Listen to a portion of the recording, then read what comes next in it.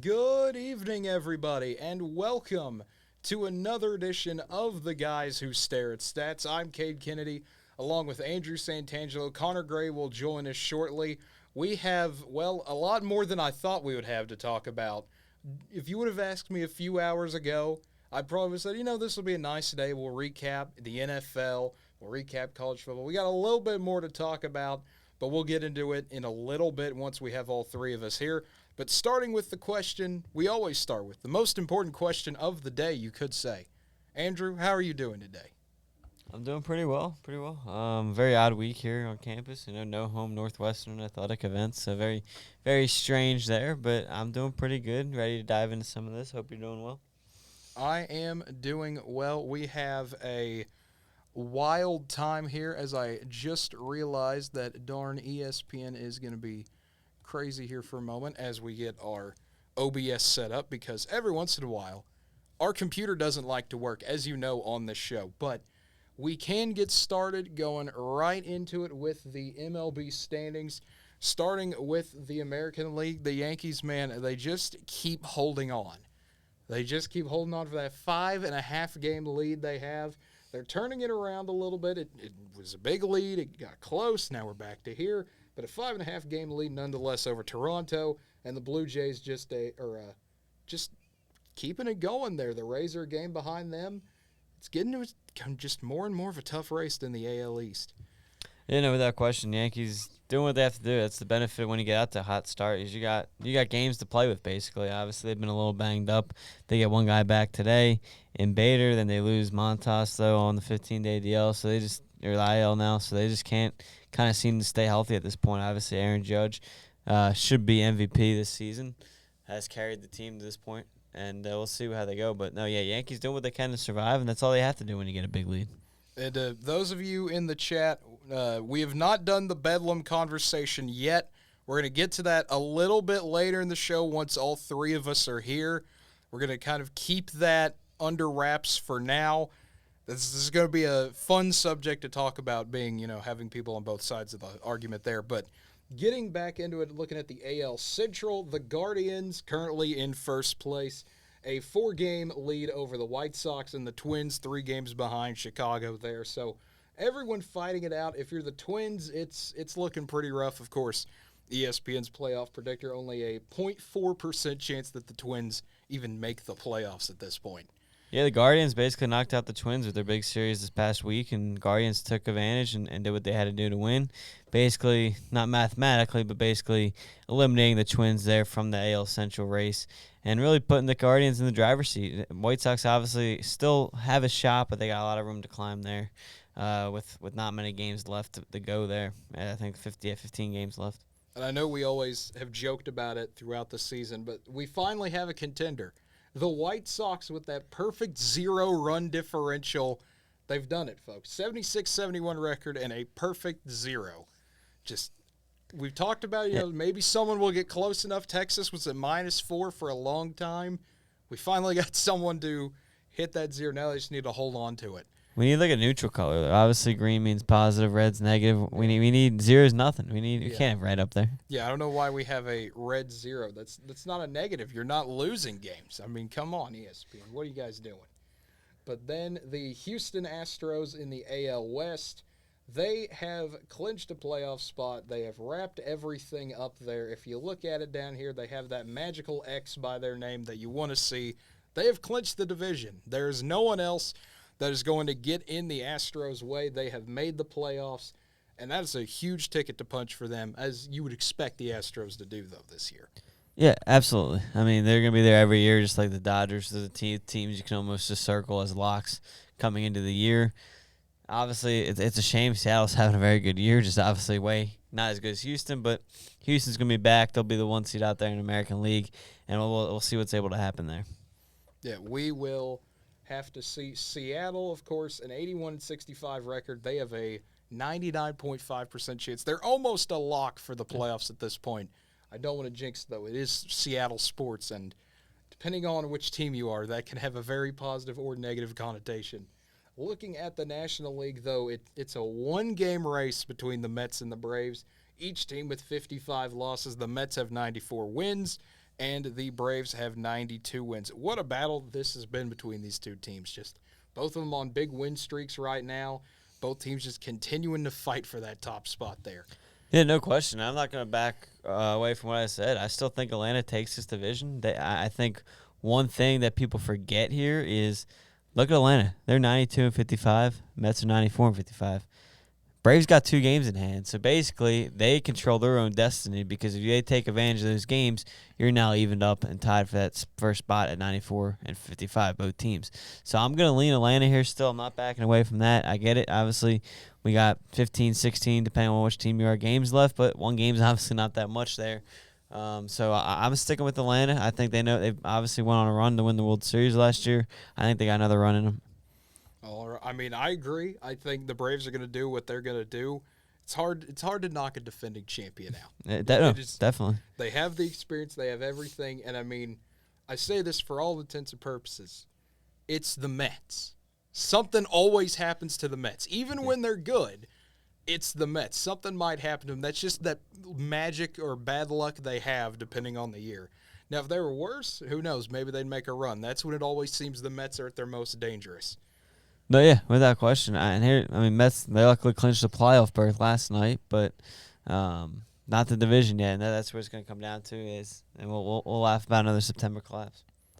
More than likely. Well, because I'll tell you what, I know I'm jumping here, but the wild card, Padres passed the Phillies. Padres, I know Mets obviously had the Phillies number we talked about before, but the Padres won't be a joke. I mean, they'll be able to go. They got guys like Jacob deGrom. I mean, yeah, the pitching's not Jacob deGrom level, but they still got aces on their squad first 2 games there, and obviously they make the Juan Soto trade. So they got bats as well, and Padres won't be a joke there. They'll give the Mets a run for the money if the standings hold where they are. They absolutely will. It will be fun to see. And then looking at the NL Central, the St. Louis Cardinals with an 8.5 game lead over Milwaukee. Both teams playing about dead even right now. Both have won 6 of their last 10. And if you're the Cardinals, you'll absolutely take that. With that 8.5 game lead, you got a big series at the Padres, then a giant series with the Dodgers.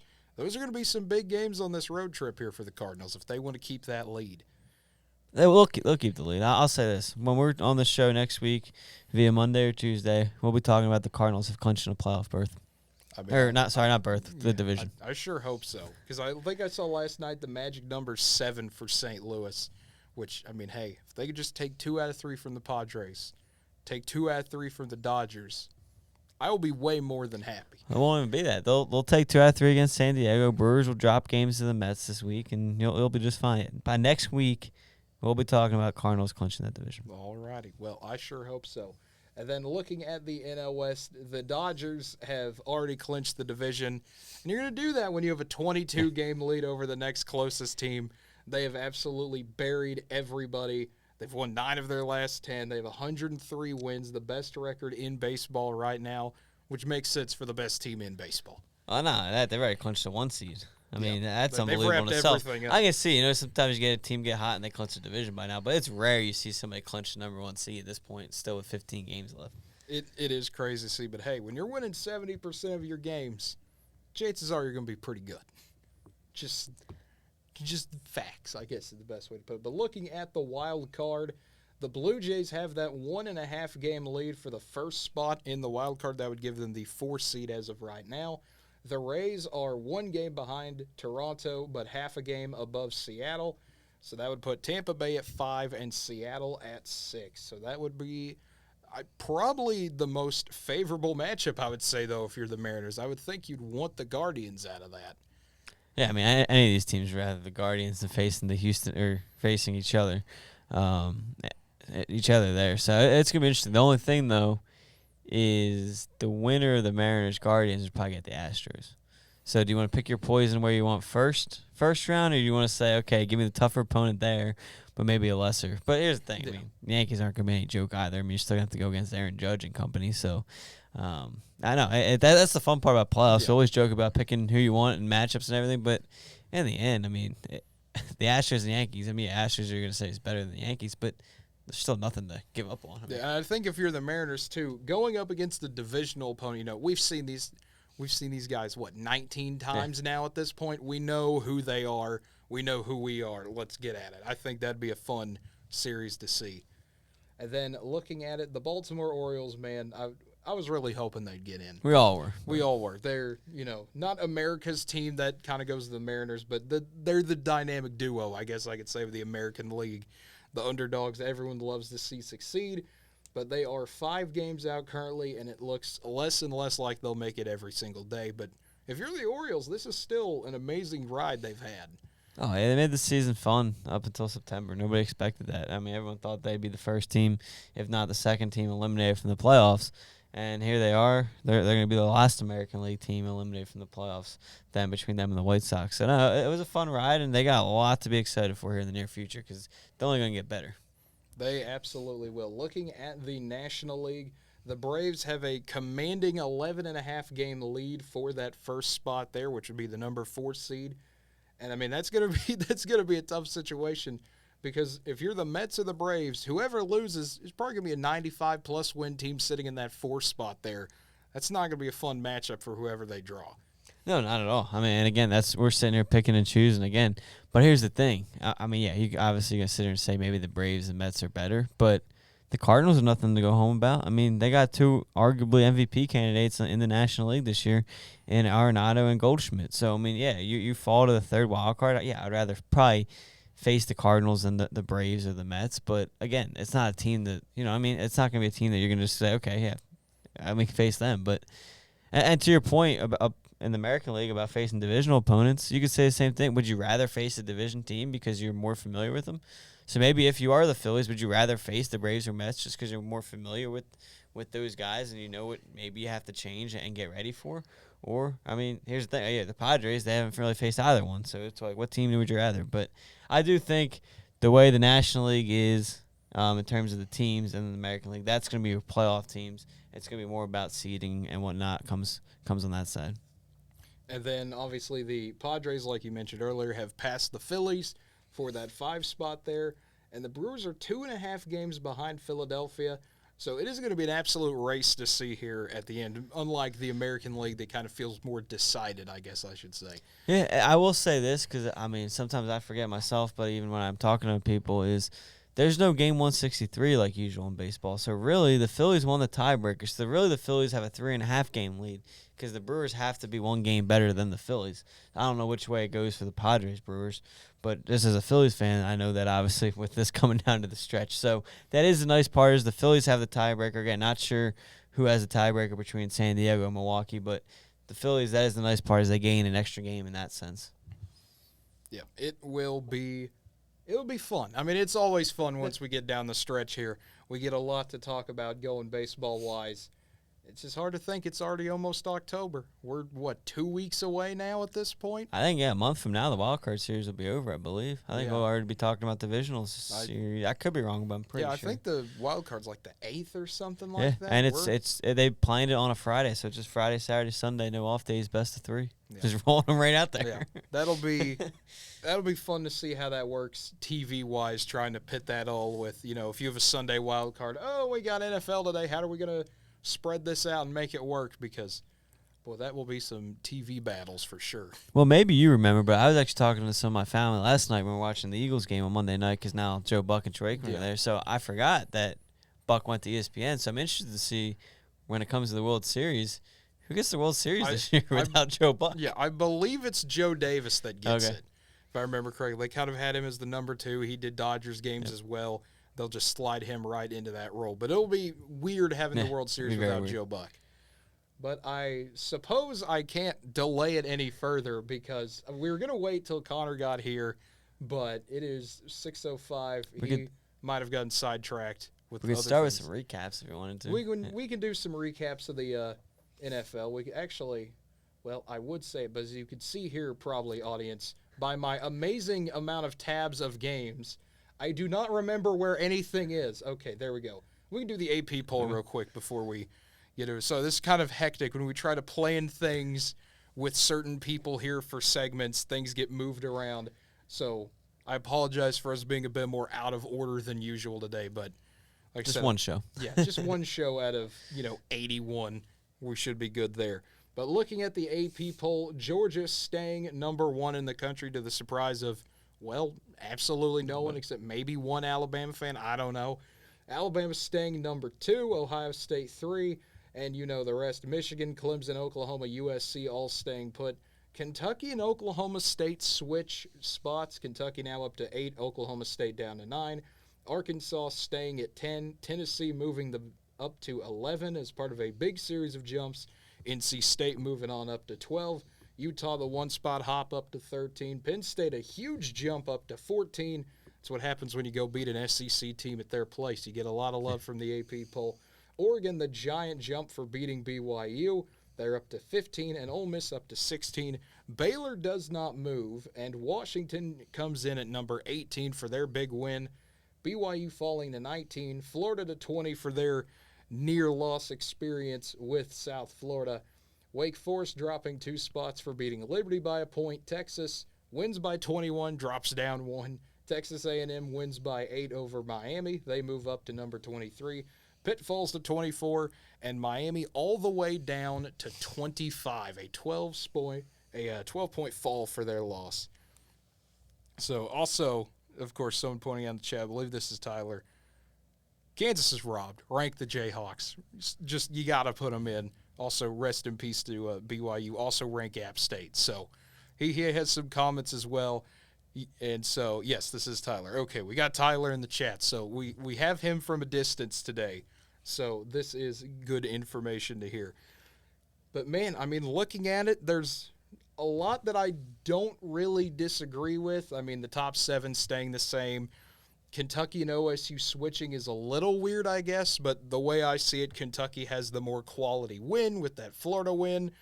We don't know if it'll be a quality win by the end of the season, though, given how Florida's doing right now. And Anthony Richardson's Heisman hype has fizzled out in the span of just 2 weeks. But for right now, it's a heck of a story with Mark Stoops and what he's been able to do with Kentucky. It is weird seeing them at number 8 in the country, though. This is basketball?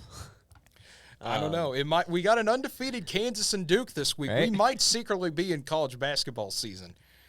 But no, in all seriousness, I think one of my biggest surprises is I get they didn't look good, but they only lost by 1 possession, 8 points. Is Miami dropping 12 to a ranked team in Texas A&M at Texas A&M. Wasn't like it was a home game for Miami. So I think that was my biggest surprise here, seeing them drop 12 spots. I think that's a bit much for a ranked team and on the road, especially a team like Texas A&M. So that was a bit of a surprise. Obviously, the OSU Kentucky thing is a small surprise, but I think it comes down to Arizona State losing their game. I mean, I think that didn't help OSU, obviously, and I think that's a big thing that caused that to happen. Is one of OSU's opponents had a bad loss, and it obviously didn't fare well for them. Penn State, I think. They look phenomenal. I didn't expect. I think we both picked them to win, but I didn't expect them to drop 41 on Auburn and win by 29 points. So I think they got that right, having them jump up in that spot. But those are my biggest surprise. And then Washington, I think they got to give them credit. We call that. I think that might be it. Maybe Michigan State. I don't know if they deserve to drop all the way out of the rankings. I mean, I get it. It wasn't a great look, but still, I mean, you would think at 11 you wouldn't find them falling out of the rankings. The one that gets me, I guess I should say, is you look down here, Washington obviously makes the big jump, so people fall down there. But you get to a team like Pittsburgh, who gets penalized for beating Western Michigan by 21. Yeah. That's just a little silly to see. Like, I get we're moving Washington up. But if you're going to penalize a team, Arkansas, when you only beat an FCS team by 11, I know that Missouri State's a good FCS team. Don't get me wrong. Missouri Valley, great FCS conference, amazing teams. But it's not like they went out there and played North Dakota State, and they're sitting here with a 17-0 deficit in the second quarter. They're in a fight for their life getting into the fourth quarter. I don't see how you don't knock Tennessee up into the top 10, especially considering the game they have against Florida this week. Arkansas is a good team. I think they'll bounce back from it. But just as we go from week to week, I feel like you have to punish the Hogs at least a little bit for that game. I agree. And even if you don't want to move Tennessee because they beat Akron, you can still move NC State. I mean, is Texas Tech great? No, but, I mean, you still beat a Big 12 team. You beat a Power 5 conference, and you could still reward them and move them up in the top 10 as well.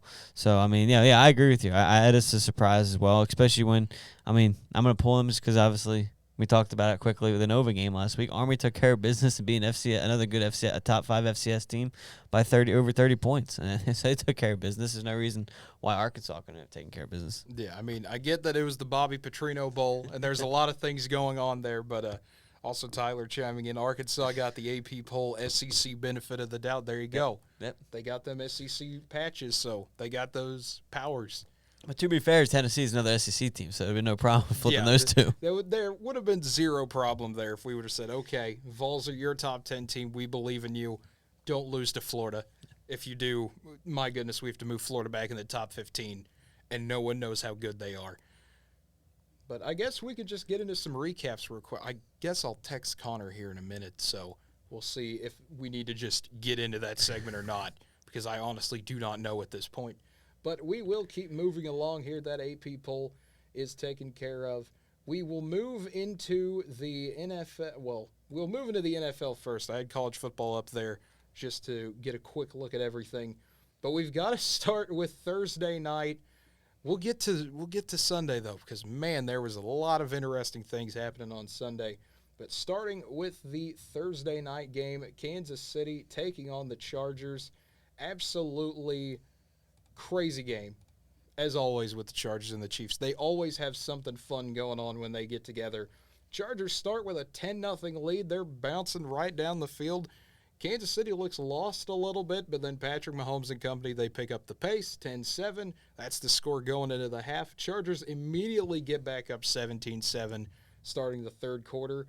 And that was all the Chargers would do for a while. Kansas City slowly coming back, getting in it, tying the game up at 17. We mentioned Matt Amendola, just talking about him in pregame a little bit Thursday.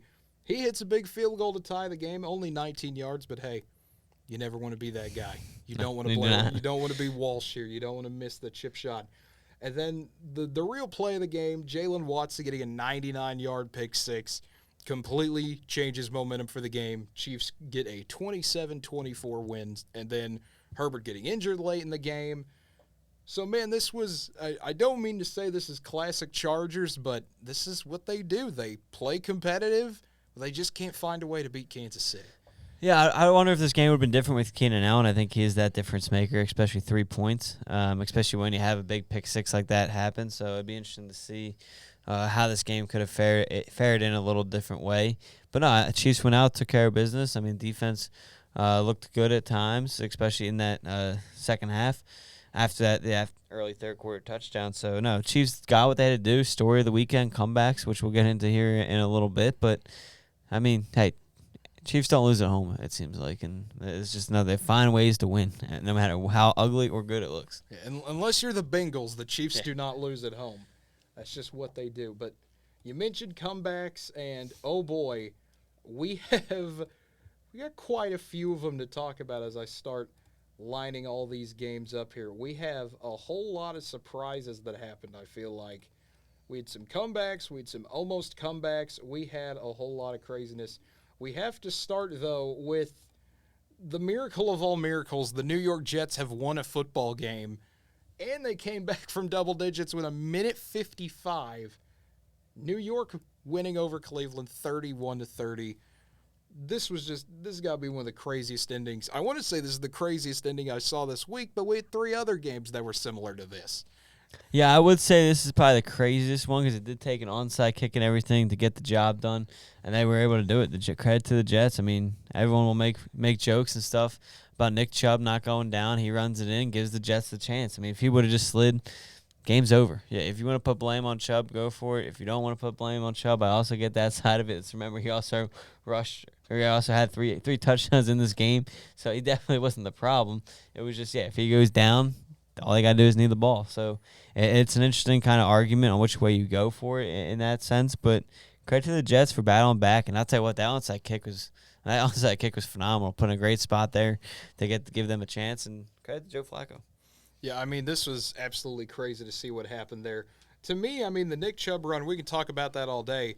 But I feel like we got to talk about the missed PAT as well by Cade York. I mean, you make that PAT, we're talking about a 2-possession game that is 31-31 eventually going into overtime.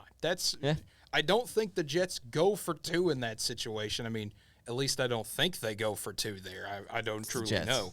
It's the Jets. They might take any win they can get. But it will be interesting to see how this impacts both these teams. Because if you're the Browns, you're thinking to yourself, man, we should be 2-0. There's no reason we're not 2-0 right now. But if you're the Jets, hey, we're 1-1 and Joe Flacco's our quarterback. We're able to steal a win on the road, and who knows what's going to happen next week. You never know. That's why I play every game. That is indeed why we play the game. I want to welcome Connor onto the show now. Connor, how is everything going with you today? I had a busy morning, had to interview someone, and basically spent about the last 2 hours, 3 hours, I should say, doing music. So had a percussion sectional and had jazz band. All right, there you go. Well, I don't know what to do now because we just started NFL recap. I guess we can keep going through this. We'll come back to the subject of the day. But looking at some of these other games here. Did you guys already talk about it? We talked about one thing. We just went over that. We've not talked about Bedlam yet. Okay. We are going to talk about the Lions, though, because the Lions they're hype. That's all I need to say. They're hype right now. Dan Campbell seems to be that dude. Lions win a 36-27 game over the Commanders. This is another weird, shaky game. Detroit gets up 22-0 at the half. Washington comes all the way back to almost make it a one-possession game. That's what happens when Joey Sly misses a PAT with 1:56 to go. But if you're the Lions, this is a great win. You won a game. You were favored and you won. And it's been a while since they've done that. It's at least been about two years. Yeah, it's been a while. It's like, but I'm really actually very happy for the Lions. They got a good win. They are now 1-1. It's your best start in a long while, especially since last year you went a long time without winning a game, but a lot of your games were pretty close. But now you got one, and also just Detroit looks a lot more competent, especially with Campbell as their coach. Been very great for them. He's rallied that team together, and they are starting to believe in themselves. And plus, Jared Goff actually looking good for the most part. I mean, he had 4 TDs. Yeah, Goff 24, 34, 256 yards, 4 TDs. Wentz was, Carson Wentz. He had some good moments. He had some bad moments. But at the end of the day, 30 for 46, 337, 3 TDs, and a pick. Yeah, I mean, it comes down to Campbell out-prepared Rivera here. They got off to the hot start. And, I mean, again, when you get off to a hot start, you have some breathing room there, and you're able to make a little bit more mistakes. And listen, you got a guy like DeAndre Swift there to kind of seal the game there with his runs. Everything works out just fine. But, no, credit to the Lions. They're out here scoring points early on in the season, 35 last week, 36 this week. Who's next there? What they going to do next week with their offense? And, I mean, that's credit to them. The defense has a lot of work, giving up 38 and 27. But, no, Lions got their offense is for real, though. It absolutely is. As we move on to our next game here, the Buccaneers taking on the Saints, and this game had everything.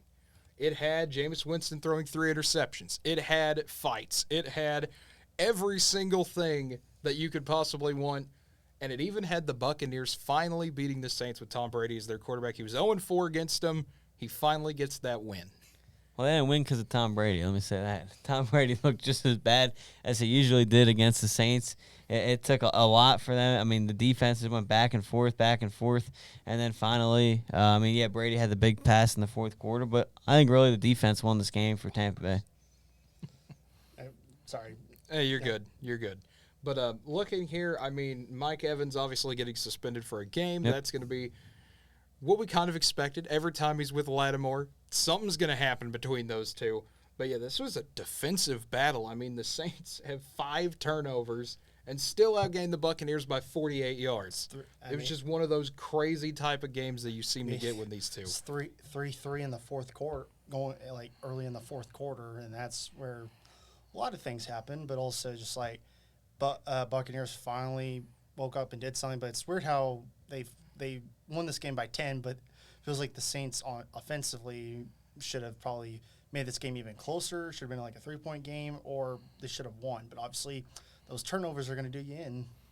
Then Tyler in the chat, roller coaster Wentz. He's carrying his fantasy team. That's it. That's what he does. Hey, he's giving you points. There you go. That's all you need. But overall, good defensive game here. Buccaneers move to 2-0, and they've not played a home game yet. So, what you have to do. They'll get. I'm assuming they'll get a home game next week. I would think so, but because I know they play Chiefs in 2 weeks. Next one, the Panthers play the Giants. This was one of the games of all time is the best way to describe it. I regret watching this game, like 3/4 of it, but you know what? I did. Giants win 19-16. We got to talk about the Giants. They're 2-0. They're winning games. Their defense is playing all right. Saquon Barkley's doing his thing, 21 carries, 72 yards. And Danny Jones is playing well, 22 for 34, 176 and TD. I don't know how well Jones is playing. He's playing well by Giants QB standards of like the past decade. He's actually 2-0, and I think he's played better. He's played much better games than this, but hey, all that matters is you did enough to win. Yeah, no, I mean, I think I give a lot of credit to the Giants here for their defense and Barkley. Solid. I think Barkley and the defense is why they're 2-0.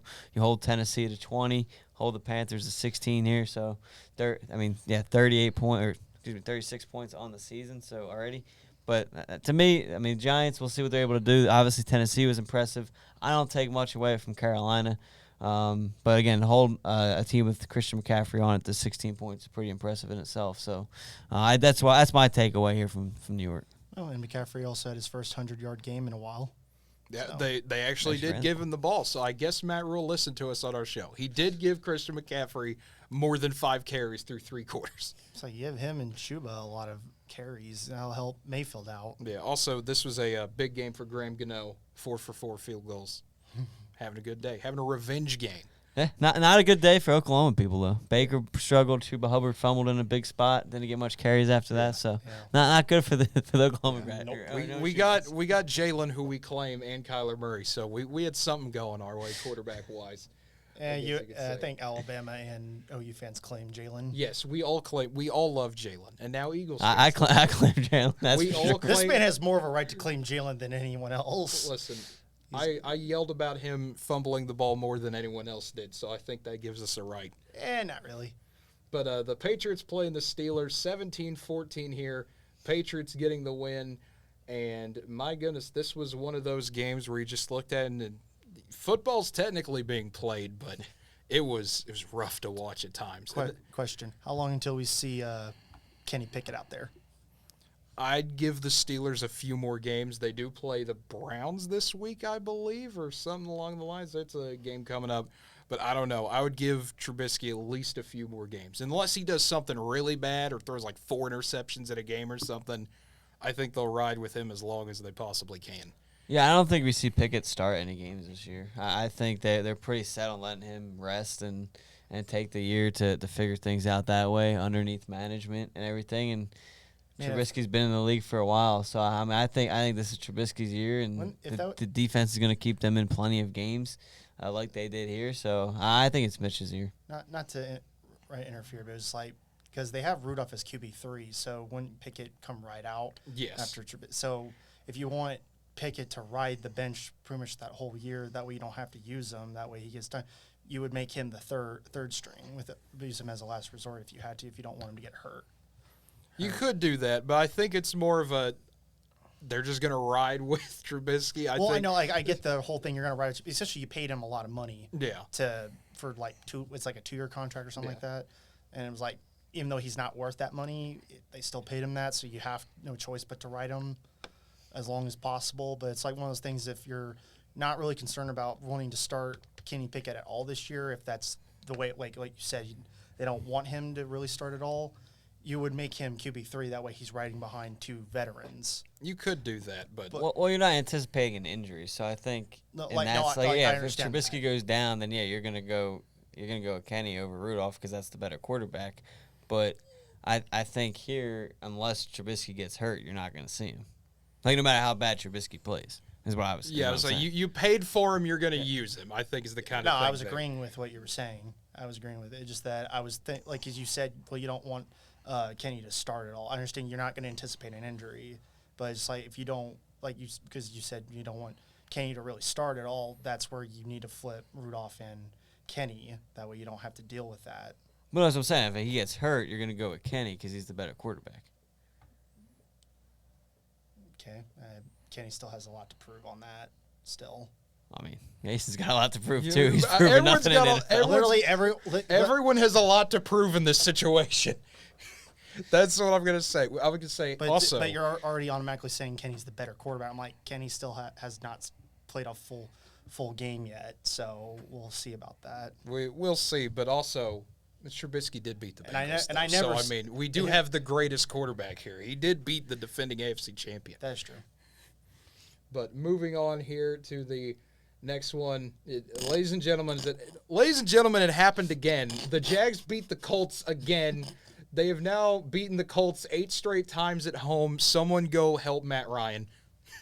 Someone. Not just Matt Ryan. Help the Colts. Someone help everybody Help the because Colts. that fan base might lose its mind. You're 0-1-1. You tied Houston. You lost to Jacksonville.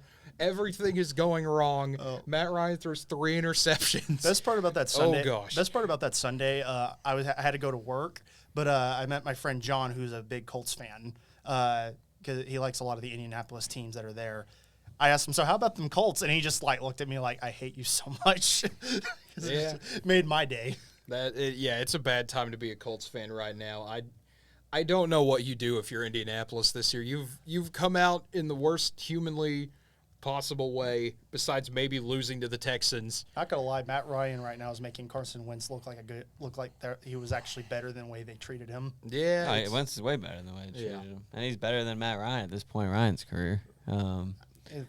It's weird. Matt Ryan, despite playing with the Falcons obviously after the Super Bowl, he still put up good numbers. But obviously, you play with the Falcons, you're not going to be that great in the eyes of a lot of people. But as soon as you get to a better team, all of a sudden he forgets how to play. I think that's the funniest part about this Colts collapse right here is you blame Wentz the entire offseason, and you come out here and tie a very bad Houston Texans team, and then you get shut out to a very bad Jacksonville team. When you're making Jacksonville look amazing, there's a problem. Yep. Yeah, Jacksonville, we've not seen it this dominant of a win since Blake Bortles was their quarterback. That's saying something. That's 5 years ago. I know. And then, speaking of madness that happened, we got to talk about, to me, this was the best game of the day. This was the craziest game of the day. I mean, the Jets, I would say, is a pretty good contender there. But the Dolphins come back, and, I mean, if you would look at that fourth quarter score there, 28-3 lull. That's all I could say about that. 42-38, Dolphins beat the Ravens. It was a crazy game. Devin Duvernay getting everything started with a 103-yard kickoff return. It was madness. And that's really all that happened in the first quarter, which is weird to think about considering the score. Right. And the Dolphins get down 28-7. They get down 35-14. And Tua Tagovailoa turns on the Jets, and this Dolphins team starts to fly. Tyreek Hill getting a bunch of big plays. And then Jalen Waddle, with 14 seconds left, catches the pass to take the win for the Dolphins. And my goodness, what a game. It really was. It's like Baltimore just jumps on them, and it's like, I'm thinking that, this game's pretty much Baltimore's going to take over for the rest of the game. And then, my goodness, Miami made adjustments that pretty much Baltimore had no answer for. Their defense shut Lamar Jackson and that offense down, and they finally let their best receivers just go off with Tua actually throwing some really accurate passes. Even though he struggled early, he finished really strong. And you got the W. You're now 2-0. And people are looking at you like hey, you might actually make the playoffs. Yeah. By the way, I do want to thank everyone who has tuned in live tonight. This is our highest viewership we've had in a long time on this show. If you want to see more of our stuff, can't always make it on time. We completely understand that. You can go to the Guys Who Stare at Stats YouTube channel. You can absolutely do that. Subscribe there, like videos, comment for videos you cannot make. As always, got to throw that little shilling in there. Just, hey, no problem with subscribing to the channel. That's all I could say. Please. But the next game we have, the Falcons' curse was almost lifted. It almost happened. It was 28-3 in the third quarter, and the Falcons come all the way back. Marcus Mariota carries the team. They get it to 31-25, and then a safety with 6 seconds left. It's 31-27. The Falcons had a shot, but they could not get the win. 31-27 the final. Rams hold on. But, man, what is happening with the Rams this year? They cannot play a complete game. You go ahead. I really have no answers for this. Oh, yeah, I mean, credit to Jalen Ramsey getting the interception at the end to seal the win. I mean, that was big for the Rams. Obviously, they spent all the money to go or in the trade to go get Ramsey. That's the big thing here. But it comes down to the Rams' defense. The offense is going to be just fine with Stafford, Robinson, Cooper Kupp. They're going to get their points. It's more about what's this defense really about. And with guys like Jalen Ramsey and Aaron Donald, you expect a lot more from them. And here they are. They allow the blowout to Buffalo, and then you give up 27 points to Atlanta, almost allow them to come back and win. So if the Rams want to fix things, it's going to have to start on the defensive side. I will say also, I know Matt overall played a great game on his stats, but those interceptions that's got to get fixed. Yeah, it was a brutal game with turnovers. Each team having 3 turnovers. It was a brutal day to watch at times, but that's what happens in the NFL. That's what happens when you got 28-3 magic going on. Yep. That's all I can say there. Looking at some of these other games here to get to, we're not going to touch on Seattle-San Francisco as much. The Niners getting a 27-7 win there. Of course, the big story being Trey Lance out for the season. Mm-hmm. So Jimmy Garoppolo is thrown back into the starting role for the 49ers.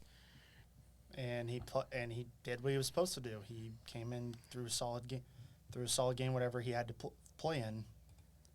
There's really not much to say about that. Yeah, I mean, he did exactly what you want him to do. We're going to talk about the Sunday night game real quick because I don't want to spend too much time on it. The Packers did what the Packers are going to do. They beat the Bears 27-10. Monday night games, Buffalo absolutely obliterates Tennessee 41-7. And Philadelphia getting a 24-7 win over the Vikings. Kirk Cousins could not throw a football for a while. I'm sure as an Eagles fan that made you very happy, Andrew. Yeah, best receiver for the Vikings was Darius Slay. There you go. So, everything you can hope for. A very odd game, though. 0 points in the second half. That's still a strange thing. He scored 31 total in the first half and then not 1 in the second half. There you go. But, no, yeah, credit to Jalen Hurts. He's proven doubters wrong right now, and he's finding the guys he needs to. But the depth of the Eagles is what's going to continue to carry them. So I don't know if I actually said that, or I know I mentioned this to Cade a couple months back, but there was predictions that Jalen Hurts was going to have a breakout year, and I said, yeah, he's on the track. He was on the track to going up. So I think I knew this was going to be this is going to easily be his best season. Yeah, I think he's going to do really well. Second year with the team, so it's going to be big for him to continue to progress, and he's got weapons. Howie Roseman went out and got the guys for him, and now it's on him. So yeah, Jalen's he's a natural leader. That's just who he is. Yeah. You could tell, the second he came in last year, he won that locker room over. Dude's going to be fun to watch. And the toughness is just incredible, too. Mm-hmm. I don't know if you guys watched the game, but both his rushing touchdowns last night, it looked like he was going to be tackled at the 5-yard line. Then all of a sudden, he's spinning and rolling into the end zone. It's like, how did that even happen? He did that a lot wherever he's been. It was fun getting to watch it in person. He'd have some of those runs where he'd go right through a pile. You never know where he was. He'd pop out the other end 5 yards later. One of them. Yeah, that's just who he is. And, he's going to be special for the Eagles. I really think that. He was great at Alabama. Obviously, got replaced by Tua, but he still was really great. Yeah. And then he went to OU. That one season, despite the criticisms, he carried a team to a playoff spot. That's what he did. And your prize was LSU. And our prize was Joe Burrow. What a prize. But speaking of prizes and Joe Burrow, guys, I have to say it. How about them Cowboys? 20-17, Cooper Rush, undefeated, 2-0 in his entire career. 20-17, folks. The Cowboys did it. I don't know what the Bengals' problem is besides their offensive line is still bad. They did what they had to do turnover-wise. No turnovers for the Bengals, but they still could not get the job done, having to settle for field goals 3 different times. You got the kicking game figured out. You got the turnovers figured out. Still haven't got the winning part figured out, which is weird to see considering, what happened last year. It's like, didn't the Bengals go out and get offensive line to protect They did. They fixed, quote-unquote, fixed their offensive line, but it is not a good time. Yeah, as Tyler points out, OSU fans have flashbacks to the magic of Cooper Rush. Yeah, that happens. Wait, that's what he does. Cooper Rush, he was at Central Michigan. He beat Oklahoma State. And now Harry is rooting. He beat one Cowboys team just to lead another. That's what Cooper Rush does. I didn't even know that. Yeah, but Brett Mayer, the 50-yard field goal at the horn to win it. Huge win for Dallas. We all thought they would struggle without Dak, but No? Maybe they found their guy. I don't know. Yeah, they struggled offense. The defense is a big part of this game Yeah. for them, and the defense is legit. The defense is what's going to keep them in games, kind of like the Steelers, and you're going to see if your quarterback can find a way, or even running back out there. Obviously, Elliott, a lot more expectations, so we'll see what they're able to do. Yeah, but I'm going to keep memeing Cooper Rush being their starter into existence, though. That ain't going to – having a good defense isn't going to stop me from saying, hey, maybe this Cooper Rush guy. So, them boys back? Yeah, as of this week, Dallas is back. Them boys. We'll see next week about them boys. Oh, boy. The next game here, speaking of the other Texas team, Houston hangs around in Denver. I mean, there were so many fun scenes from this game. You had the Denver crowd pretty much counting the play clock down to make sure the Broncos didn't get delay of games. This was, I mean, a lot of booing, a lot of frustration, a lot of everything. It's 9-6 Houston going into the fourth quarter. Broncos were finally able to wake up a little bit and get the job done 16-9, but this does not bode well for Denver. You lose at Seattle. You have a tight game with Houston. Definitely not at all what people thought was going to happen to the Broncos. The amount of money you're spending on a lot of these players, especially some of them are very good, and obviously Russell Wilson's history, he should be. It's like this team should be at least winning by around 20 points over the Texans. It shouldn't be a one possession game at all. But there's just I think there's some internal stuff. Either head coaching or offensive coordinator play calling problems. It's like this game should not have been. Defense did what they're supposed to do, but offense, they shouldn't be struggling. Especially you're paying so much money for Russell Wilson. I mean, the other thing here, Russell Wilson, 14 for 31, 219, a TD and an interception. He did not have his best game by any means. It's like he never left Seattle. This is just absolutely – I mean, this has got to be demoralizing for Broncos fans. You had all this hope, and it's already gone 2 weeks into the season. This is not what you want as a Denver fan. Just absolutely, my goodness. This is brutal. And I'm enjoying it.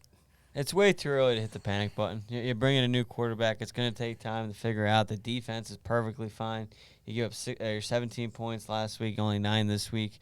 I mean, the defense is still there, and the defense is still legit. It's going to just take a little bit. I mean, we got to remember, preseason is not what it used to be. These guys aren't playing together like they used to in the preseason, so it's going to take time. It's way too early to panic. Denver will be just fine, and I still think they make the playoffs. You might want to tell that to the fans in Mile High. Boy, the panic button has definitely been hit by I'm from Philadelphia. I've been there plenty of times. Oh, I'm sure. I'm sure. But looking at the final game to talk about, we got to talk about the other great comeback of the day. Arizona wills their way to a win over the Raiders. Kyler Murray making some big plays, the defense stepping up, and then Byron Murphy Jr., 59-yard fumble recovery in overtime. Right after we had a fumble get overturned, we thought, oh, my goodness, here come the Cardinals. They're going to win the game. Okay, he's down. We're good. Oh, my goodness, they did it again. And if you're the Raiders, just absolute devastation. You're up 23-7 going into the fourth quarter. This can't happen. Yeah, a lot of credit to Kyler Murray. I mean, all the talk in the offseason, how he always falls apart at the end of games. He doesn't watch enough film and all that. And he's the opposite, trying to change the narrative. Struggles all first half, and then all of a sudden the second half, he's like, all right, let me turn it around and win this game for him. And then obviously the defense takes care of the rest in overtime. That fourth quarter really did it for them. Also, I want to say, Raiders fans, You were telling the Chiefs beating the Arizona Cardinals was not really much of a victory. We killed them. You lost to them. So what does that make you? You're terrible. You suck. Well, we'll see what happens. Kyler Murray, he had a quarter to remember. I mean, when you run 83 yards on a play total, he had some magical moments. And I mean, that's what I expect Kyler Murray to do. Does he always do it? Of course not. You're going up against some of the best defenses in the world. But that's the Arizona team I expect them to be. Sorry there was no analyst for me. I was just enjoying the misery of the Raiders because they talked so much crap about. I mean, that's just divisional rivalries at that point. The thing is, you had Raiders fans that were literally saying us beating the Kansas City Chiefs beating the Raiders was not really much of anything. It wasn't really an impressive victory at all. And then they proceed to choke a lead up by 23, proceed to choke that and pretty much we went and they lose in overtime when they had chances to win that game and to put it away. Instead, they didn't. And it says more about that team than it does about the Cardinals. Cardinals are actually a solid team. Yeah, I mean, you know how this works, though. No, the Raiders are 0-2, which means they'll get some random upset on someone they're not supposed to. Derek Carr's going to show back up. He always shows back up. The thing is, Derek Carr still had a great game. Yeah, 25 for 39, 252, 2 TDs there. Just the defense decided to go to sleep on him. Yeah, but that concludes the NFL coverage because we got college football up next. And what better way to bring in college football than to talk about the big story that came out earlier this morning. Brett McMurphy with the Action Network reporting that Oklahoma and Oklahoma State is officially done. It's a done deal that it'll be done when Oklahoma joins the SEC. Both ADs have now confirmed this. The Bedlam series is the latest rivalry destroyed by conference realignment, and this is what happens when you have realignment. Obviously, some rivalries get renewed, some stay, some don't. We saw this happen with Kansas and Missouri. We saw this happen with Nebraska and nearly everybody they play. This is Texas and Texas A&M was another one. This is just the latest one to happen. But the thing I want to talk about more is, I guess, the reaction from both sides, comments that have been said.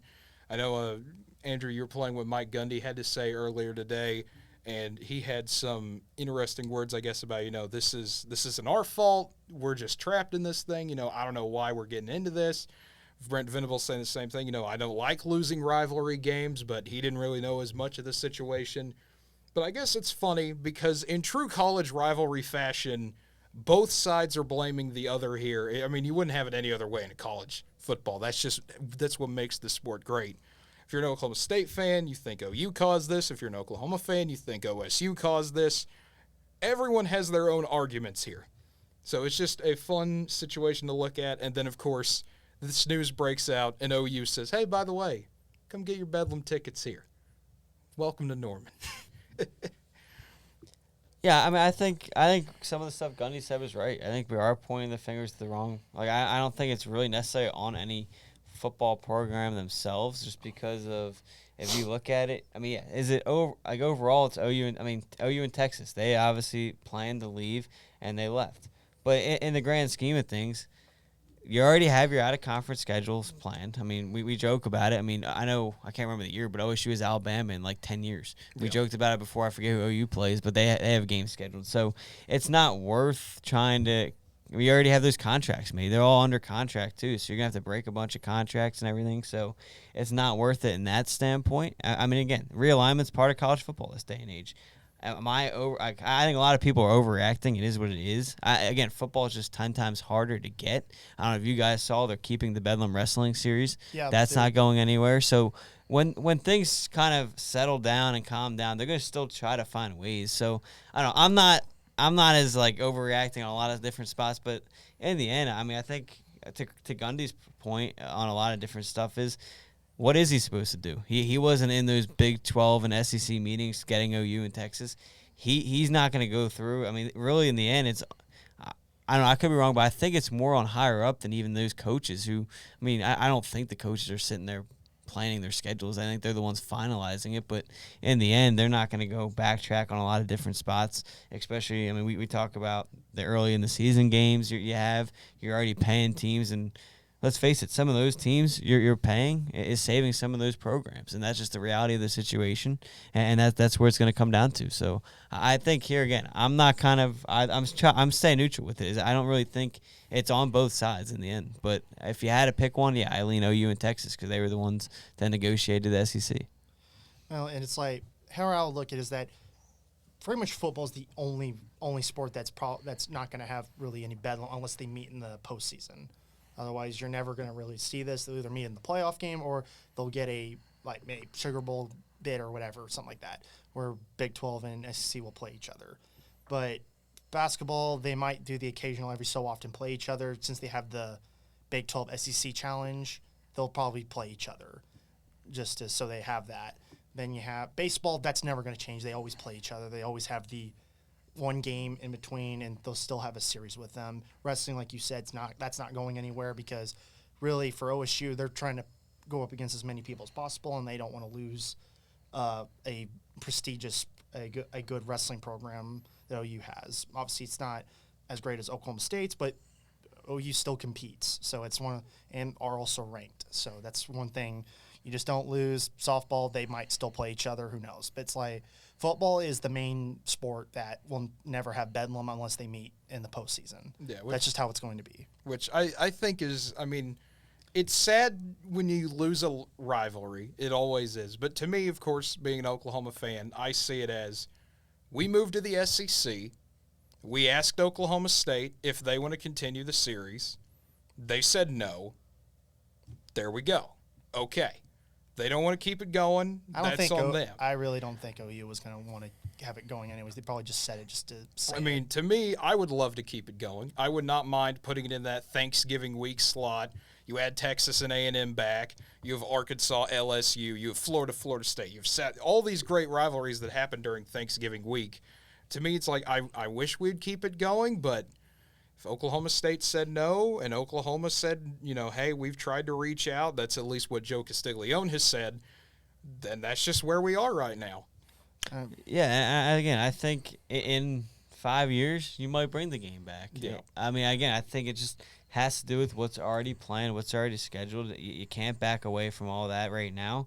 I mean, it's just too quick to do it. And like you said, I think that is something you can integrate is down in that Thanksgiving week. You can, especially rivalry week if you think about it. I mean, there's plenty of teams that aren't playing conference games at that point in rivalry week, so you can bring this game back. And I think it is potentially going to come back. But I just think for right now, it's just not possible. Yeah, I mean, you got Tyler here saying, I understand the immediate couple years by the move Bedlam won't be possible football-wise, but you can't tell me by 2030 things can't be worked out. If these teams aren't playing each other by 2030, I blame Oklahoma State for still being petty. Oklahoma has shown willingness to schedule.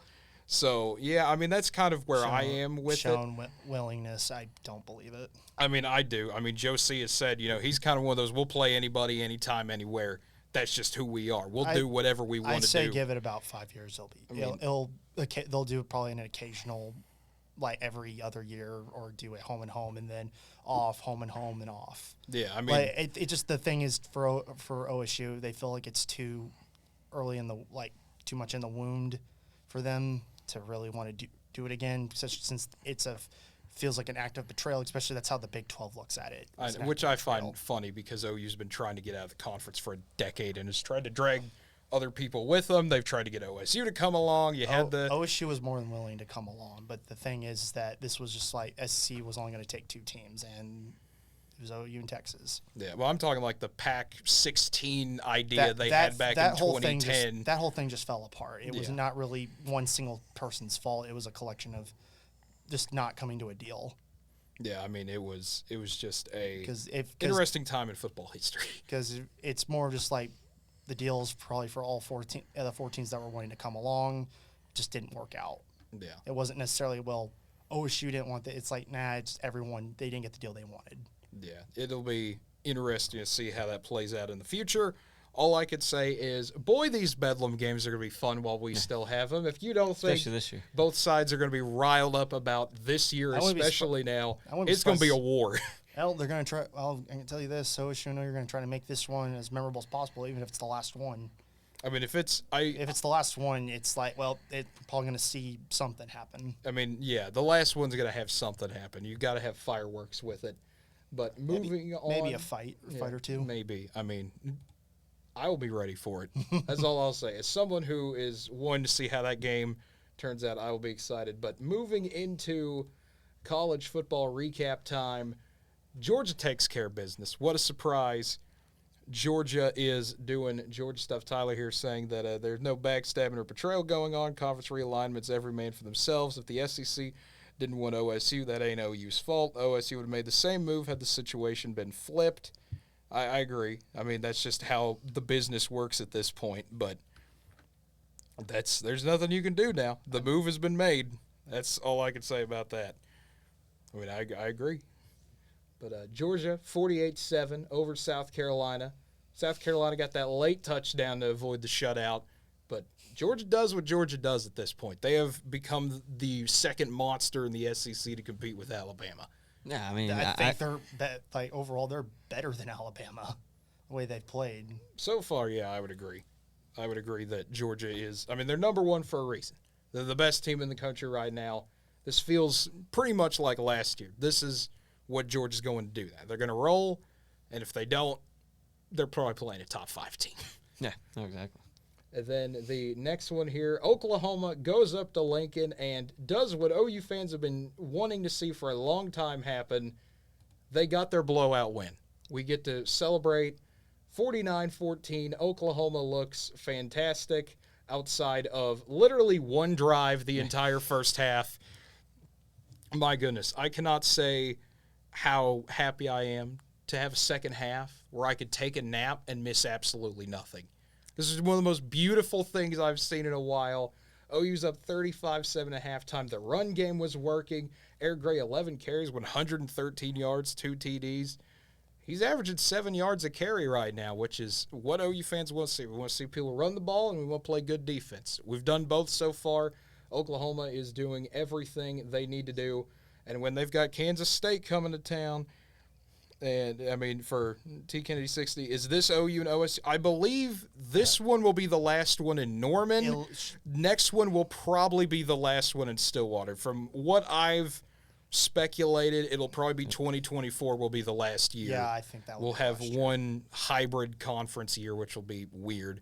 But other than that, that's where we are. They'll figure out the scheduling from there. I think more than likely OU probably will still end up playing all the teams that they typically play. Yeah, so the SEC actually does their schedule reveal tonight, so we'll see. Unless something amazing happened that we're missing right now. I would expect it to be the normal schedule reveal. But other words, Oklahoma takes care of business 49-14 here over Nebraska.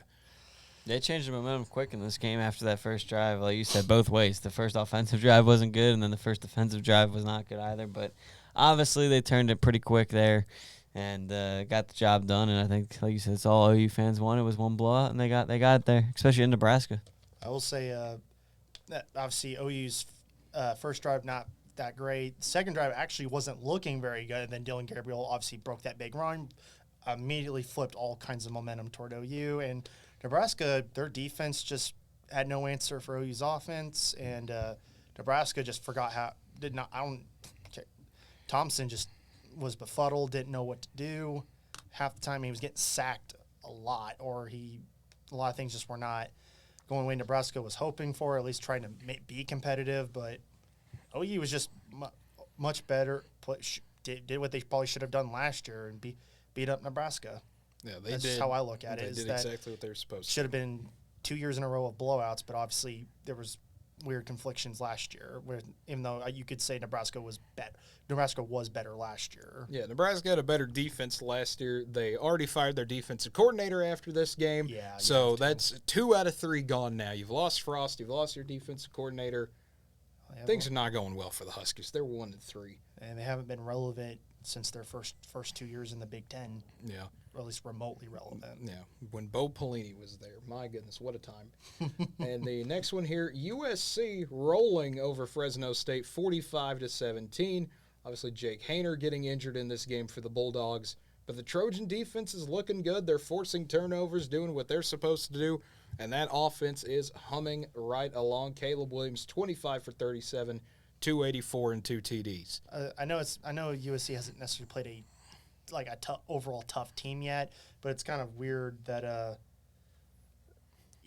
nice homer right there. But it was like USC overall. It's weird how Lincoln Riley, he goes at OU. His defense is not really that overall great throughout his time there. They had I'm not saying they were terrible last year. They actually were one of the best in the conference, but they still struggled quite a bit. And now it's like they look legit. So. Yeah, that OU defense still has speed their defense, issues. Baby. That OU defense has their problems, but they've made the adjustment to not play soft. That's really all it was. It wasn't really anything else they did. They just quit playing soft, and that made a huge difference in that game. Yeah, so they just added some pressure, and Casey Thompson looked like a quarterback that had no weapons to go to. He really didn't. Because, he really doesn't. But you look at it, I thought USC did what you're supposed to do in this game. You took care of business against a team that you should beat. So No, without question. good to see there for the Trojans. I will say one thing that hasn't changed is all those yards Yeah, no. that they gave up. Yeah, they still give up a lot of yards, but their red zone defense has tightened up. Yeah. And then Arkansas, Pine Bluff, coming to Stillwater, and they got themselves into, well, what they paid a lot of money to come do. They got beat 63-7. Oklahoma State takes care of business. Starters were out by the second quarter. So Yeah, it was like halfway through the second quarter. They pretty much took all the starters out and kind of just let those backups do what they're supposed to. You had some true freshman play. Also, Gunnar Gundy, despite throwing an interception earlier, he still overall played pretty good for being the second string. And Sanders just looking good for the most part. Only threw the ball 16 times. yeah, So, and got 4 TDs, almost 250 yards. It's really all you need from him, especially against a team like Arkansas Pine Bluff. yeah. So this is a team you're supposed to blow out. You paid a lot. You pay $1 million nearly to beat somebody up, and you take care of business there with a 63-7 win. No, without question. They finally did what they were supposed to do. Obviously struggled the first 2 weeks, and they're able to get the job done here. And, I mean, again, not much to take away, though, against Pine Bluff. So we'll see how they open up conference. I'd say, obviously, from week 1 to now, they've overall have played better. Overall, I will say Sanders kind of slightly took a step back last week, but the defense for OSU played solid against Arizona State for the most part of the game, especially that second half. They played a lot better. Yeah. And then what you're supposed to do, you're supposed to come out better in the second half. Even if you don't start as well, you can come out and with the bang, and OSU did what they're supposed to do against Pine Bluff, blow them out. That's the Spencer Sanders experience. One day he's good, one day he isn't. The next day he's good, the next day he isn't. I would say it's back and forth. Well, I'd say last week it wasn't like, when I say step back, it wasn't like, oh, it was horrible. It was just like he didn't have like the video game stats like he had against Central Michigan. Yeah. He still played he played really good in the second half. It's just to say that first half he was a bit slow, man, the whole team was, but at the second half, they turned on the Jets and beat Arizona State, and this week they carried that momentum to beating the crap out of Pine Bluff. Yeah.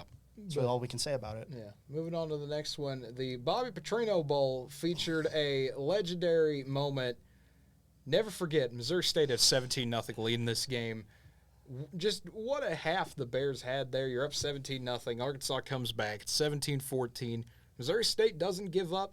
They ride a 10-point lead into the fourth quarter, and it took everything for Arkansas to come back. Punt returns, KJ Jefferson making big plays, and Arkansas gets a 38-27 win in a crazy game. But if you're an Arkansas fan, it leaves you with a lot of concerns. Yeah, especially you were playing great out with the first 2 games, and all of a sudden this one, oh boy, that cannot. For Arkansas got their scare, and they need to realize that can never happen again. Yeah, if you told me Missouri State was going to score more points on Arkansas than Cincinnati, I probably wouldn't have believed you, but here we are.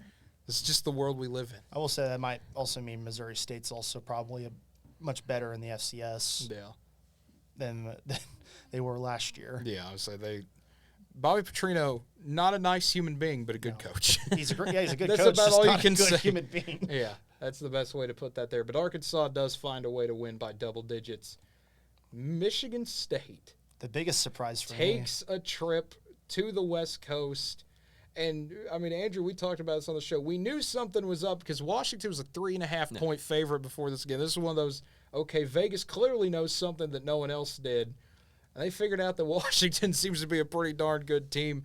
Michael Penix Jr., 24 for 40, 397, 4 TDs. Huskies have the defense and the offense, it looks like, to compete in the Pac-12. Well, I'd say Penix, after Indiana, found his footing in Washington. Yeah, he seems to have found it. I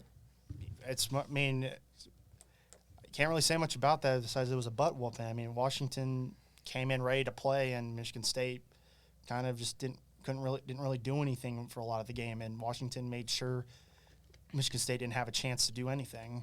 Yeah, I mean, this was another classic tale of Michigan State's defense did not show up for the game.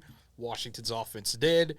This is what happens every single time for Michigan State. Some of these big games, their defense gets exposed, and they've got some big problems. Penix is healthy, and that's dangerous, is what Tyler writes in. Yeah, that's true. And I would agree. I know they ended up giving 28 points, but a lot of that was just back end of the game, Yeah, kind it of was. garbage time. So I got to give a shout out to Washington's defense here. They really helped this team. I get the obviously offense put up the points, but the defense really got them going here early on in the game, got them the ball and everything, and then gave them a chance to open up that lead. They have the early safety. So, no, I think as good as the Washington offense was, credit to that defense really opening up this game for them. Yep. Just absolutely fun to see what they did there. And now the other real surprise of the day, Oregon obliterates BYU. And I mean, this is something I didn't expect. If you had Bo Nix running for 3 TDs on your card, congratulations, you might want to go play the lottery real quick, because this is the first time he's ever done that, and it was all Oregon. They're up 38-7 at one point in this game, and the Ducks get a 41-20 win, which just, once again, going back to Georgia, how good is Georgia then? Because they beat this team 49-3. Yeah, they needed this win pretty bad. Obviously, you get beat up by Georgia, everyone's laughing at you and asking, like, how good really are you? And then, obviously, BYU coming off a big win against Baylor. Oregon comes out and dominates this game. So this was big for Oregon. They really needed this game. And, again, just credit to the start. I mean, that's what it comes down to. These teams getting off to a big start and then not backing away from it. So a lot of credit here to Oregon. Yeah, pretty much. Just Oregon pretty much took control, pretty much prevented BYU from really doing anything. They kind of exposed BYU's defense quite a bit. Really not much of anything else. And Bo Nix had that one game, some of those games that he's had at Auburn, he just balls out and plays how he's capable of playing. Yeah, Tyler writing here, Bo Nix had his yearly, this guy's a pretty good game. He might throw 2 Probably picks will, this week. but That's just what Bo Nix does. I will say one thing I did. It was mainly from the student section, but apparently Oregon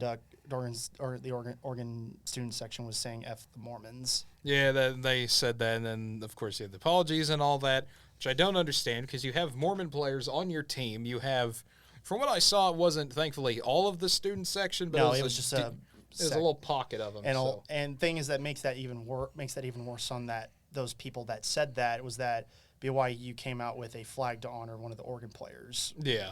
So, I mean, it was just an absolutely weird time there in Eugene, but when is it not? That's true. That's life of Autzen Stadium right there. But looking at some of these other ones, Miami playing Texas A&M, big game for both teams. If you're Miami, you need to have a statement win. If you're Texas A&M, you need to prove that this is not the same team that lost to App State. And the Aggies' defense was able to hold on. Max Johnson comes in at QB for Texas A&M.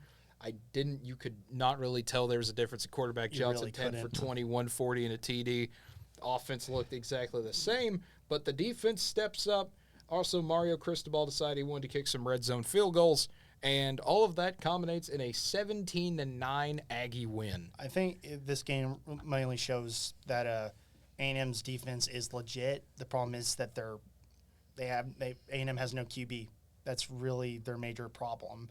Is that the team is good almost everywhere else except for their QB. And it's just amazing how they haven't found a QB that actually is good. It's like, because you have, like, the kids that they've recruited, you think that would entice a good blue chip or even a 4-star quarterback to come in and that actually plays and actually do it. But they still haven't found it. And Miami just kind of just couldn't do anything with their offense. They just could not get in the end zone. Yeah, it was one of those weird games. You look at the stats, you think Miami won. I mean, the offense was able to drive the ball a couple times and everything. You look at 27 to 16 first downs. But credit to A&M's defense. They found ways to get off the field in the end without giving up a lot of points, something they weren't able to do against Appalachian State. We talked about last week. Appalachian State was able to keep drives going with first downs, take the time possession down, and kill the clock that way. But A&M found a way to get the job done. And I was surprised they were. I thought Miami would win this game. Yeah, I think we both picked Miami to win this one, but I think. That's what happens. Yeah, I probably would have picked Miami. Yeah, I know I wasn't here for that because I was busy. I think I was at the radio station when that happened. You were busy trying to do jobs or something. Quit trying to have a life on us, Connor. This is what we do. We sit in the pit here and only record shows. But NC State getting a big win over Texas Tech. They beat an undefeated team. We said look out for it. NC State's a 10.5-point favorite in this one, and they did what they had to do. You forced 4 turnovers. You didn't have to win it with offense. You can win it with defense. That's weird saying that for NC State with how they've been the past few years. They were a shootout team. Now they got Devin Leary and that great defense to back him up.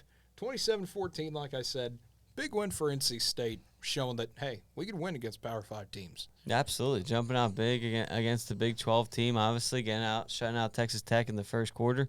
Not something you see a whole lot, is shutting down a Big 12 team like that. Obviously, the conference known for a lot of offense, but you jump out to 20-0 lead and you don't look back from it.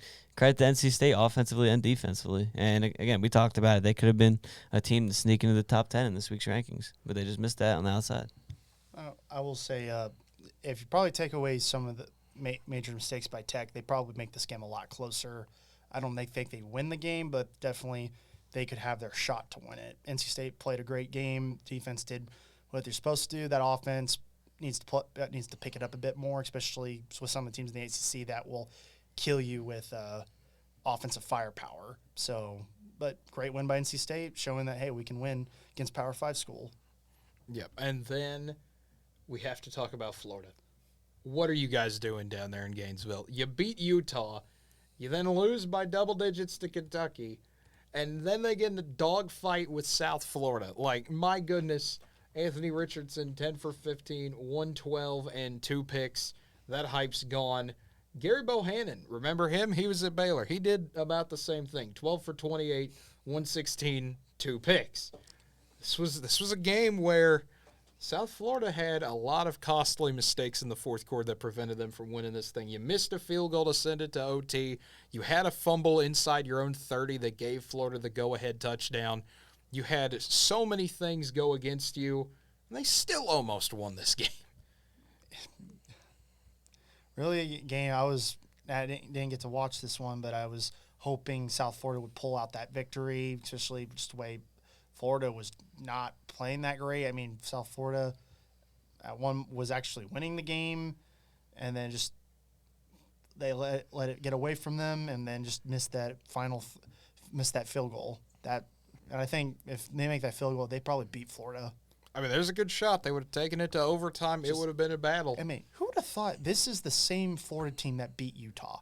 I mean, what happened? Like, what happened between that first week through the Kentucky to now? It was probably one of those, and I mean, you see this all the time with certain programs where their entire offseason, they're not preparing for the entire offseason of every single team they're going to play. Okay, we're gunning to beat Utah. That's our big game, beat Utah. And then they win that game. Well, now they got the rest. They got 11 other teams they got to play now. Because they turned around and lost in the swamp to Kentucky. And that was supposed to be a revenge game for Florida, especially losing at Lexington. And mainly a lot of magic happened for Kentucky to win last year. Kentucky looked a much better team this year and Florida just really took a step back on that. Then obviously this game kind of really shows that Florida doesn't even look like a top 25 team. The only reason why they're in the top 25 is because of that Utah win. Otherwise, they would not be there. Because Utah has looked much better afterwards. Yeah, that's the wild card, though. When you beat one of those big teams that were still early in the year trying to figure everybody out, we have no idea how good Florida is or how bad they are. They're a different team every single week. And the next one here, Liberty and Wake Forest, a shootout till the end. 37-36. Liberty goes for 2 for the win, but could not get it, giving Wake that 37-36 win to hold on over the Flames. Yeah, another game where the losing team is able to outgain them yardage-wise, but I always wonder, like, if this is an ACC game, that team's not going for 2, you wonder how it shakes out in the end in overtime. I mean, it's kind of, again, Liberty's got nothing to lose at that point there. They got to this point, and you go for the win there, obviously. But, no, credit to Liberty, find a way to battle. But in the end, Wake does what they have to do, and that's just win the game. And now they get their big test this upcoming week, and then they can make their statement. Next week's going to be where they have to turn on the Jets. They want to compete for the ACC championship. Yeah, so they're going to get their first big test taking on Clemson. And then Texas, I mean, the first half of this one against UTSA, thinking, will they?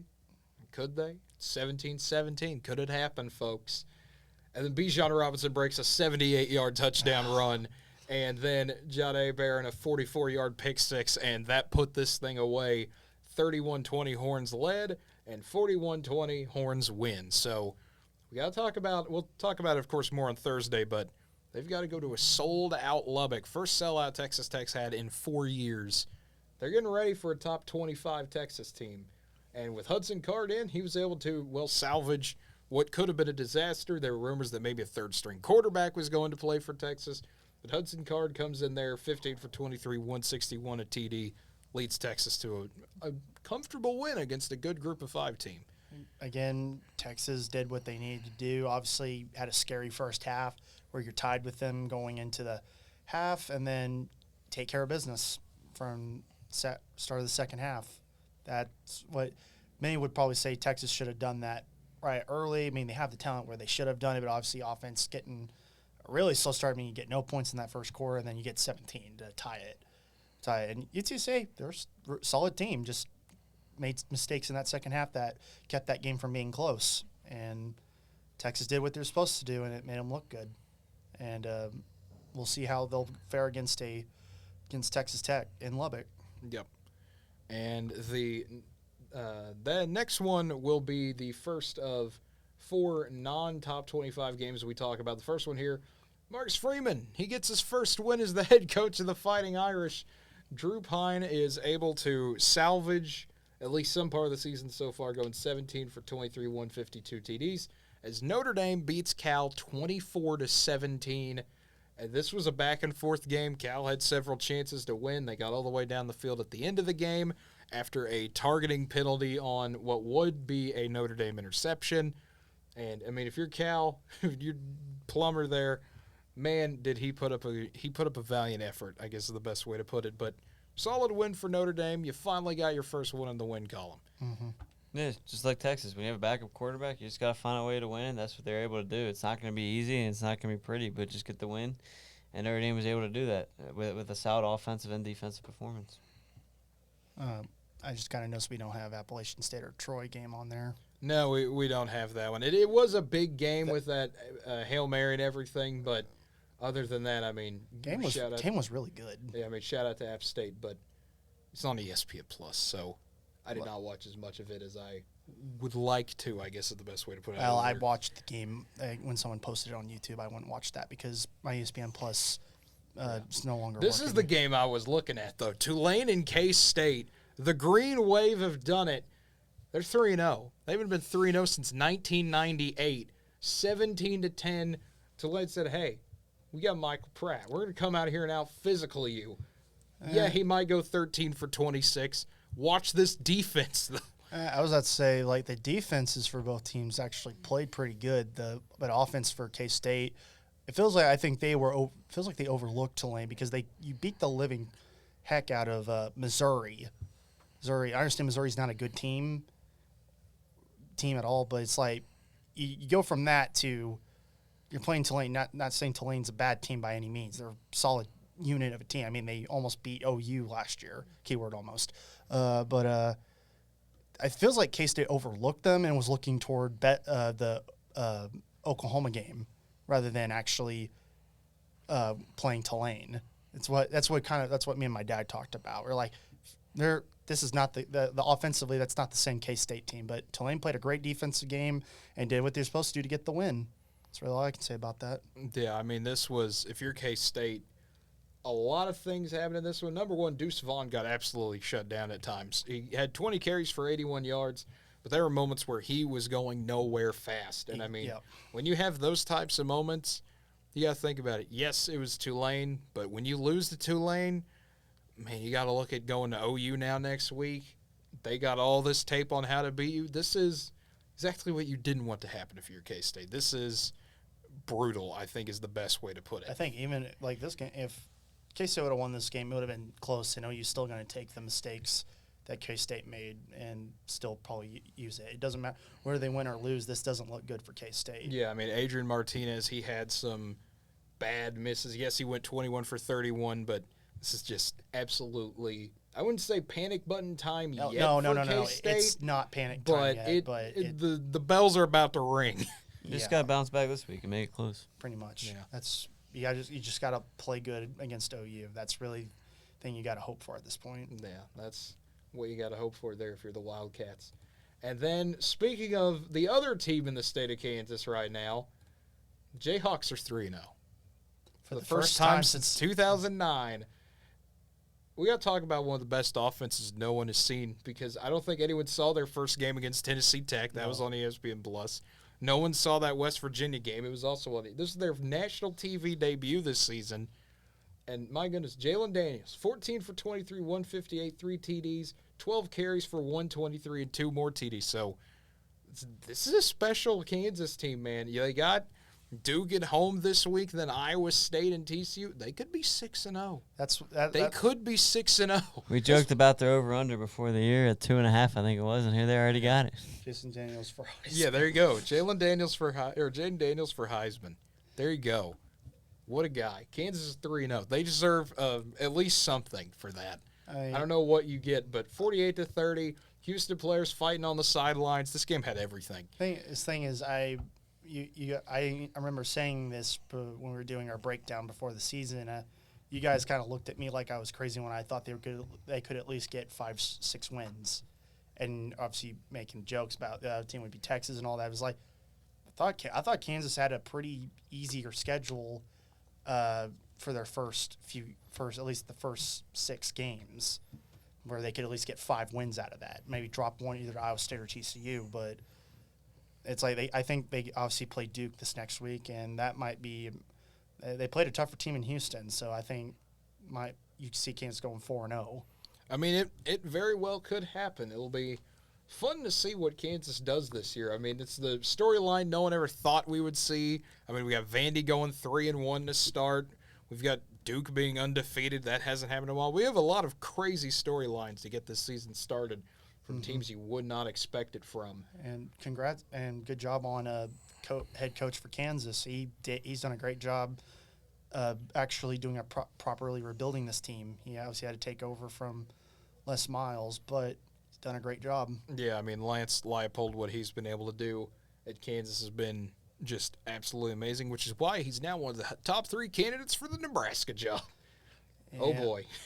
Well, enjoy this season while you can, Kansas. Yeah, I'll say I don't know, we'll see what Nebraska does, obviously. But the final game to talk about also involves some hirings and firings, as Arizona State loses to Eastern Michigan 30-21, and Herm Edwards is fired shortly after that game. Just what a crazy turn of events. This is the first time, I believe they said, Eastern Michigan has beaten a Pac-12 team in the regular season or something along those lines. It has been a crazy turnaround from what Arizona State had. Just a few years ago, they looked like a promising up-and-coming team, and now here they are, riddled with sanctions, losing to Eastern Michigan. I was like, sanctions will do that to you, and also losing key players that were there for you for those few years, and it was just a matter of time for Edwards was going to get fired. Whether it be this week or within the next couple of weeks, his days were numbered, and Eastern Michigan made the administration pull the plug, and I feel like for Arizona State they really needed it. Yeah, with how quick it happened, you knew they were talking about it for a while, and this is the final straw, especially with the way it went down, going down big early. Yeah, I mean, it was just absolutely I mean, it was funny to see this game because this is like one of the last games on TV. But, man, this was crazy. You want to talk about something really crazy, though. We're not going to go way too much in depth because I highly doubt you were awake to see the ending of this game. We're going to talk about a little Nevada-Iowa game that had 3 rain delays. Did not get over till 2 in the morning Central Time. They started letting anyone in the stadium. Someone with a dog got in the stadium. Someone had a giant bag of popcorn that they were hugging that they found on national TV. And they kind of had to find people. There were maybe 50, 60 people in the stands to see the end of that game. And Iowa getting the 27-0 win well into Sunday morning. This was one of the funniest games I've seen, as both teams just clearly wanted to go home. Yeah. No one wanted to be there. I wouldn't want to be there. It's like reminds me of the OSU Tulsa game in 2011 where they were up until like 3, 4 in the morning just trying to finish a game that was halfway through. Yeah. It's pretty funny. Yeah, then some of these other kind of quick highlights to look at here. You got UAB beats Georgia Southern 35-21. That surely can't be good for Nebraska fans. He lost to Georgia Southern last week. Virginia Old Dominion. Virginia getting a 16-14 win there. Fun storyline. Not fun storyline there, as Old Dominion's little dog that travels with him retrieves kickoffs and things like that was originally denied entry to Virginia because they didn't want to do it. And then for the sake of PR, because everyone was ratioing them on Twitter, they had to let the dog in the stadium. Yay. And so that was a good moment there, but Old Dominion still got beat. So yeah, it's like Old Dominion just came so close, but not close enough. Yeah, and then Northwestern getting beat by Southern Illinois, 31-24 there. Northwestern is right back on the wrong track. And then look at some of these others here. Indiana survives Western Kentucky in overtime 33-30. And Syracuse wins in an absolute chaotic game over Purdue 32-29. That game made absolutely no sense, but it was hilarious to watch. When is a Purdue game not entertaining to watch? I mean, every Purdue game nearly is entertaining, but that one was a special kind of entertaining. Like, we had kickoffs from the 10 entertaining. You score a touchdown and then get two unsportsmanlikes back to back, and then you lose the game because of it. Which is what a time. But are there any other games that happened this week we've covered that, or haven't covered, I guess, to talk about here? Well, I know I said Appalachian State and Troy, but we don't need to cover that. Yeah, I just found the game entertaining because Troy had their shot to win that game, and Appalachian State managed to win it on a miracle Hail Mary with 2 seconds. Yep, and then the last one I want to talk about, South Alabama has a lead on UCLA almost the entire game until, the final second, when UCLA gets a walk-off field goal to win 32-31. And there was no one to watch it. There was a whole, 30 people there. I don't understand those people. How do you not watch college football? Explain, Californians. Well, people in LA just don't care as much. It's like if it's not the Trojans, they don't really care. Yeah. What else are you gonna do? There's no other sports going on except the Dodgers. It's like the only time. I know you aren't watching the Angels. Because it's like the only time they really care about UCLA is basketball. Otherwise, they're not. Despite the fact UCLA is still having, in regards to where they're at now, they're playing better football than they have in the last few years. Yeah. So it's like you think that they would actually get people in the stands. Instead, they're all congregating on one side of the field. No, that's just what happens out there. And also, you're playing in the Rose Bowl, which not necessarily the best stadium to be playing in. Mm-hmm. Especially, it needs to be updated or needs to be better taken care of. But that will do it for tonight's show then. As always, we thank you for tuning in. It has been a wonderful time once again. For Connor Gray and Andrew Santangelo, I'm Cade Kennedy. If you enjoyed what you heard this evening, feel free to follow us here on twitch.tv/NWTV7. Subscribe to our channel, The Guys Who Stare at Stats. Like this video. Comment down below if you have any disagreements with what we said on the show tonight. And as always, feel free to follow us on Facebook, Twitter, Instagram, and TikTok at NWTV7 to get updates on when we go live. We should be back this Thursday at 5:30 unless something crazy happens. If not, just let us know time-wise. I mean, things change around here so often with our schedules. But other than that, we will see you all next time, and have a good one, everybody.